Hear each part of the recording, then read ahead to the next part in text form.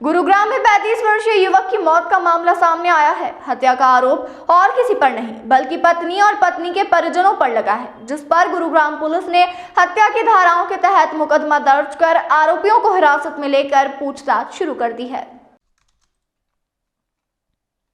मिली जानकारी के अनुसार मृतक नवदीप हिसार का रहने वाला है और नवदीप के पिता हरियाणा पुलिस में सब इंस्पेक्टर के पद पर कार्यरत है।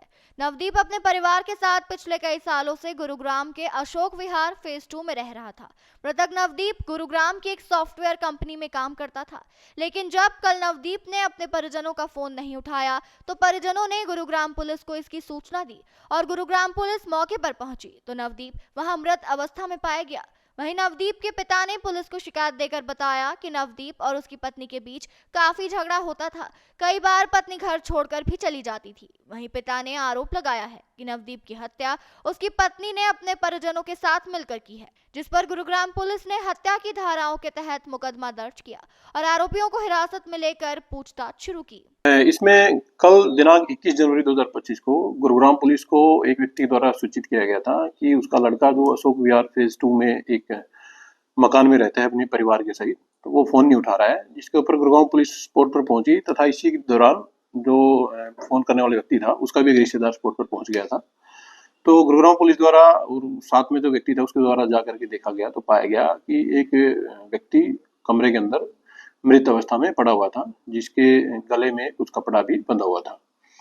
तो सीन ऑफ क्राइम की टीम के द्वारा स्पॉट का विजिट किया गया है और जो भी मौका से साक्ष्य थे वो एकत्रित किए गए हैं। मृतक है जो उसका पोस्टमार्टम बोर्ड के द्वारा करवाया जा चुका है और जो मृतक व्यक्ति है उसके पिता की लिखित शिकायत पर जो मृतक है उसकी पत्नी तथा उसके परिवारजनों के खिलाफ हत्या की धाराओं में एफआईआर रजिस्टर की गई है।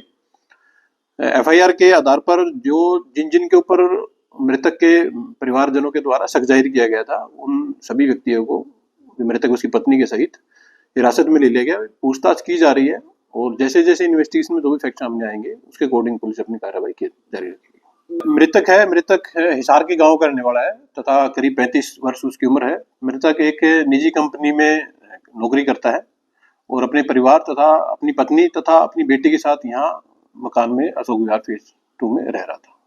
ये बात भी सामने आ रही थी काफी समय से उसका वाइफ से झगड़ा चल रहा था। देखिए, जो शिकायत करता है मृतक के पिता, उनके द्वारा अपनी शिकायत में भी ये बात बताई गई है कि उनके लड़के तथा जो उसकी मृतक की पत्नी थी उन दोनों के बीच में पिछले कुछ समय से कुछ मनमुटाव चल रहा था, जिसकी वजह से अक्सर मृतक की पत्नी अपने परिवारजनों के साथ में यहाँ अपने पति को छोड़ करके अपने घर चली जाती थी, क्योंकि बाद में खुद ब खुद वापस भी आ जाती थी।